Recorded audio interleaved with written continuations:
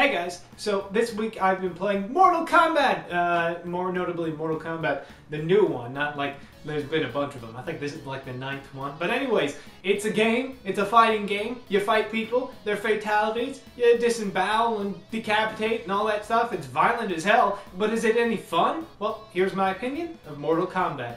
The one giant staple that has been with Mortal Kombat in all its iterations is violence.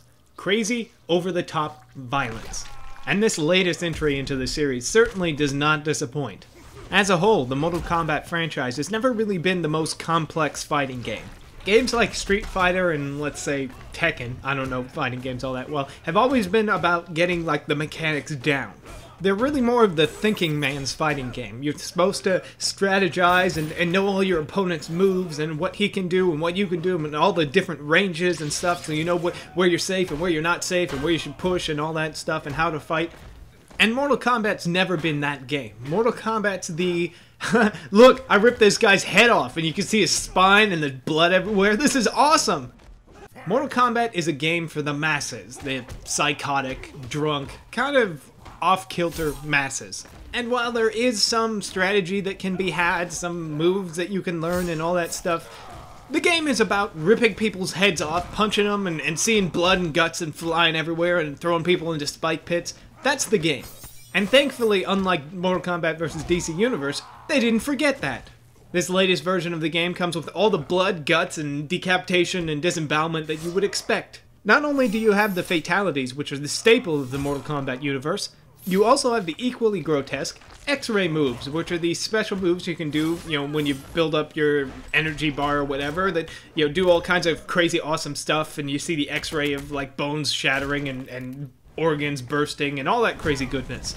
Also, while the fight progresses, your character gets progressively more beat up, and the number of X-ray moves or just the specialty moves that your character starts to bleed from places, they get open sores, their clothing gets ripped, all that stuff. Obviously, for being as violent as it is, the Mortal Kombat franchise is no stranger to controversy, but apart from being just outright banned in Australia, there's very little backlash this time around for this game. It seems like the news media just doesn't really care this time around, except for a few fringe news shows. I mean, you take Mortal Kombat, you switch it, flip it, Combat Mortal, erase a few of the letters, take away some of these letters, just like these, what do you got? Obama. I just love my country so much. For some strange reason, they decided they wanted to continue doing story modes in this fighting game, which they've been doing for a while and have been generally pretty terrible. This time around, though, they've done away with the beat-em-ups and action RPGs and all that crap that they've done previously and gone a more pure route. Essentially, the story mode is you reenacting the events of the first 3 Mortal Kombat games, which is explained in the story mode why you would do that anyways. Basically, you're going through the Mortal Kombat tournament, and you're fighting people, so the fights just happen like they would in like a normal sort of ladder thing, like they would in the original games, but instead of picking your fighter, it just gives you the ones that are prudent to that particular part of the story. Essentially, the story mode boils down to you watch a cutscene explaining why you're going through all this stuff, and then you're Johnny Cage fighting a bunch of dudes, and then you fight them, and after the end of a fight, there's another cutscene, and it goes, and it's broken up into chapters, and you play different characters, and you fight different people, and it's actually pretty interesting.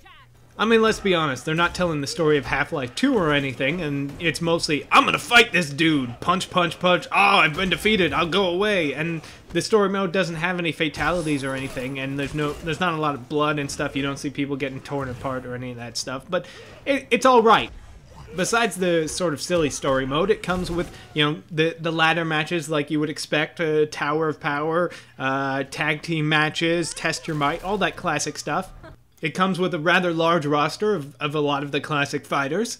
All the gruesome fatalities and slightly disturbing babalities and stage kills by punching people into spike pits and all that stuff. And by playing the game in the story mode, you earn points, which you take into the crypt to unlock things like alternate fatalities, concept art, music, and all that stuff.